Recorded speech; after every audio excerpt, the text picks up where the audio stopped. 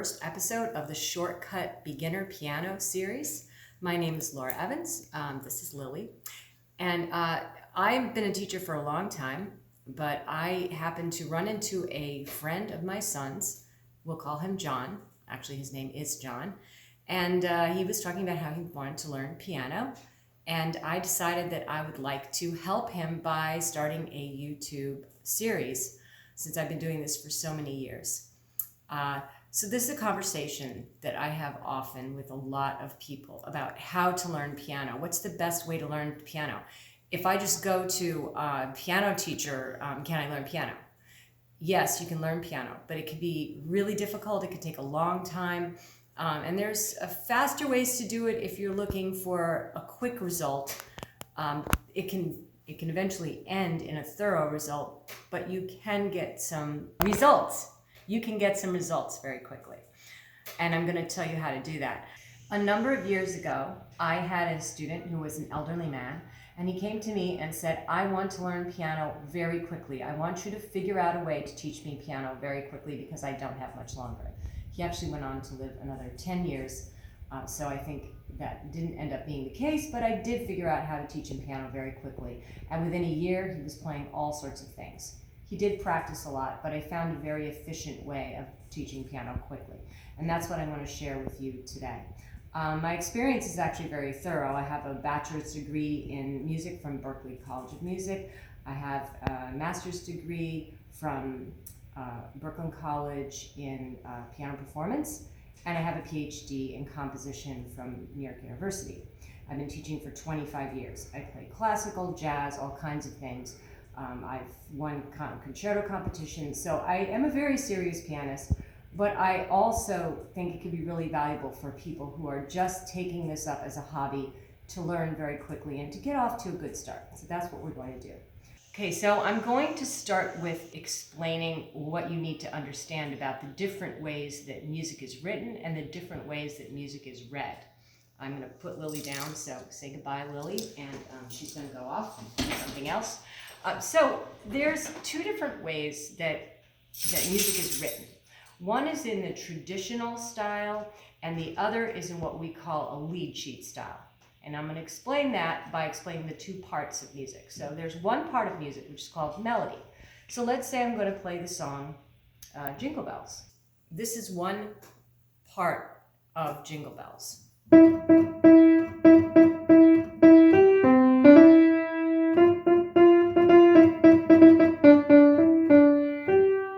playing that one finger at a time, and that's called melody.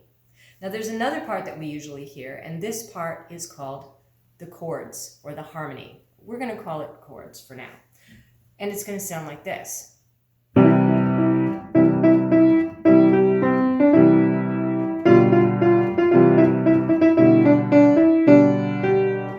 Piano is all about having chords, so that's a real necessary part. But these are two separate things. In beginner piano especially, we usually play the melody in the right hand and we play the chords with the left hand. When we play a song on the guitar, we usually start by playing with chords, not melodies. So we would do... and we would sing it. So we would sing, jingle bells, jingle all the way. And we do that playing the chords. Now, we can also do that on the piano. One of the things that we can do in order to start playing piano is just to play the chords before we learn the melody. So I'm going to teach you that today, just how to play the chords and to play 1 to 3 songs just with chords. So the chords that music is based upon are called tonic and dominant. Those make the outer shell of music. Thanks to the history of Western music going back to Bach and his predecessors 500 years ago, that's where we get the two basic chords. So these chords are called the tonic and the dominant. So here's what the tonic chord sounds like, and here's the dominant chord.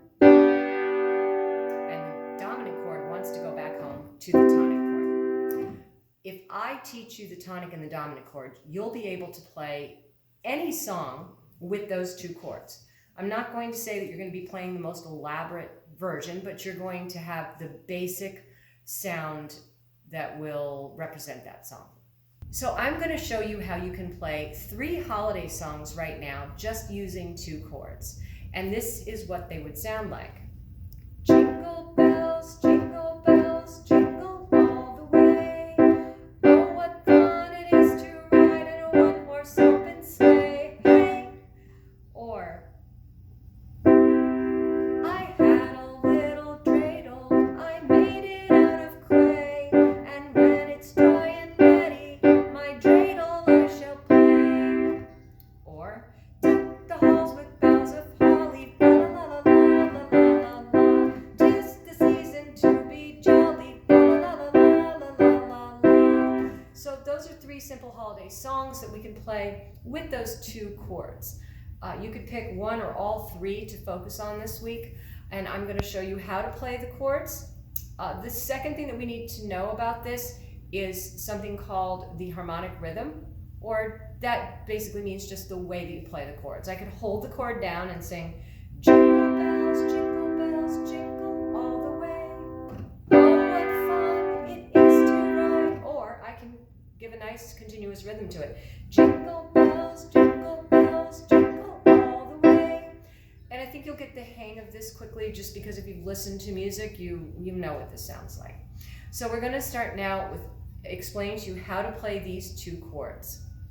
There are 24 chords that can be used as tonic and dominant chords. We are going to learn 2 of them today, the C chord and the G chord.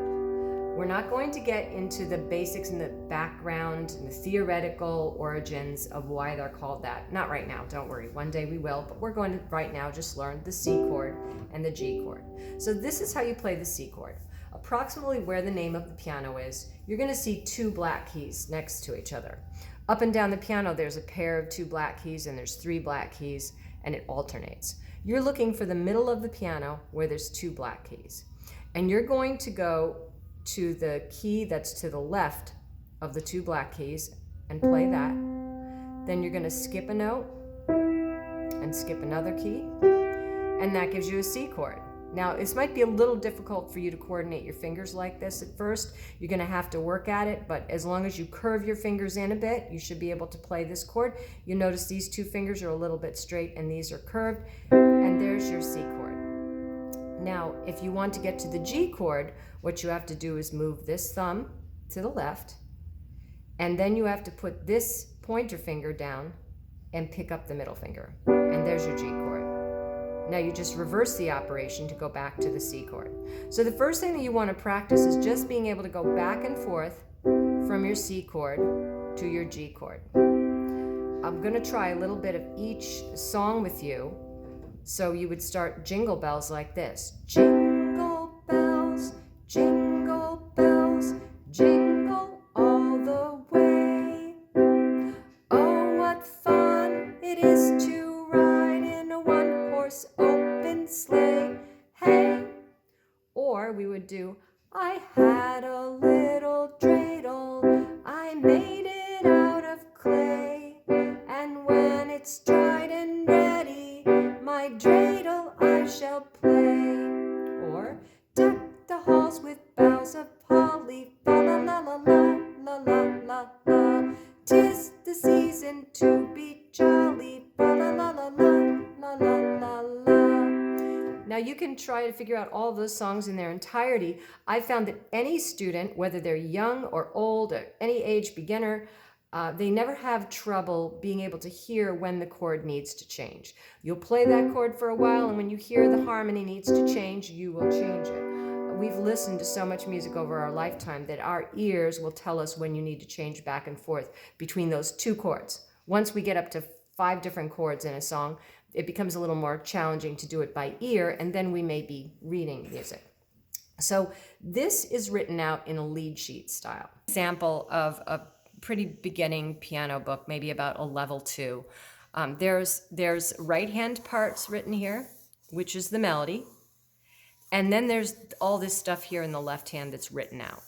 Now, instead of learning to read all this together, which takes a lot of effort and time, we are just going to use this part of it, which is the lead sheet part, which is just the melody, which we're going to be learning next week, and the chord symbols, which we're already starting on today.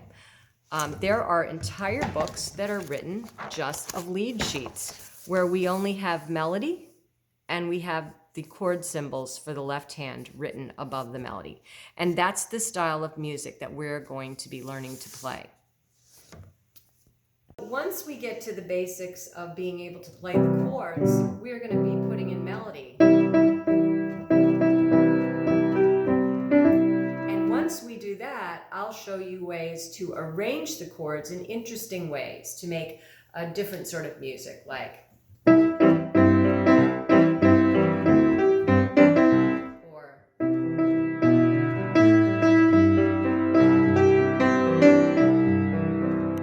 certain things like that you can do.